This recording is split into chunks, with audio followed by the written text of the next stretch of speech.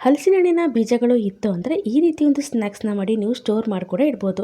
ಬನ್ನಿ ಹೇಗೆ ಮಾಡೋದು ಅಂತ ನೋಡೋಣ. ನೋಡಿ, ಹಲಸಿನ ಹಣ್ಣಿನ ಬೀಜಗಳನ್ನ ಚೆನ್ನಾಗಿ ತೊಳೆದ್ಬಿಟ್ಟು ಸ್ವಲ್ಪ ಚೆನ್ನಾಗಿರೋ ನೀರನ್ನು ಹಾಕಿ ಕುಕ್ಕರಲ್ಲಿ ಸ್ವಲ್ಪ ಉಪ್ಪನ್ನು ಹಾಕಿಬಿಟ್ಟು ಇದನ್ನು ಮುಚ್ಚಳ ಮುಚ್ಚಿ ಒಂದು 3 ವಿಸಲ್ ನೀವು ಹಾಕಿಸ್ಕೋಬೇಕಾಗುತ್ತೆ. ನೋಡಿ, 3 ವಿಸಲ್ ಆದಮೇಲೆ ಈ ರೀತಿಯಾಗಿ ಇದು ಬೆಂದಿರುತ್ತೆ.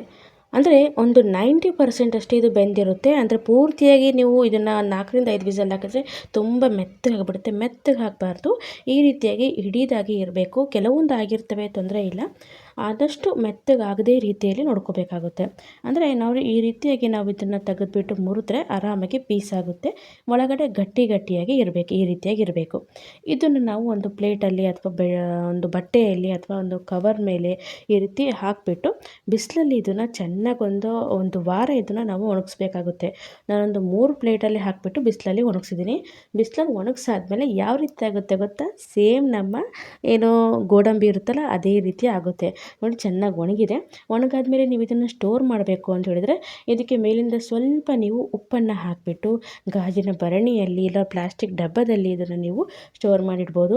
ಸ್ಟೋರ್ ಮಾಡೋಷ್ಟರಲ್ಲಿ ಒಣಗೋ ಅಷ್ಟರಲ್ಲಿ ಅಂದರೆ ಆಲ್ಮೋಸ್ಟ್ ಅರ್ಧ ಬಾಯಿಗೆ ಹಾಕಿ ಖಾಲಿಯಾಗಿರುತ್ತೆ. ಅಂದರೆ ನಾವು ನೋಡೋಕೆ ಹೋಗ್ತೀವಲ್ಲ ಒಣಗಿದೆನೋ ಇಲ್ಲವೋ ಅಂತ, ಅವಾಗ ಒಂದೊಂದೇ ತಗೊಂಡು ಖಾಲಿಯಾಗಿರುತ್ತೆ. ನೋಡಿ, ಈ ರೀತಿಯಾಗಿ ಒಣಗಿದೆ. ಒಂದು ನೋಡಿದ್ರೆ ಸೇಮ್ ನಮಗೆ ಏನೋ ಒಂದು ಗೋಡಂಬಿ ಥರ ಕಾಣುತ್ತೆ, ಇಲ್ಲಾಂದರೆ ನೀವು ಬಾದಾಮಿ ಥರ ಅನ್ಕೋಬೋದು. ಸೇಮ್ ಅದೇ ರೀತಿ ಇರುತ್ತೆ. ನೋಡಿ, ಈ ರೀತಿಯಾಗಿ ನೀವು ಕೂಡ ಸ್ಟೋರ್ ಮಾಡ್ಕೊಳ್ಳಿ. ಹಾಗೂ ಯಾರೆಲ್ಲ ನಮ್ಮ ಚಾನೆಲ್ನ ನೋಡ್ತಾ ಇದ್ದಾರೆ ದಯವಿಟ್ಟು ಸಬ್ಸ್ಕ್ರೈಬ್ ಮಾಡ್ಕೊಳ್ಳಿ, ಲೈಕ್ ಮತ್ತು ಶೇರ್ ಮಾಡಿ.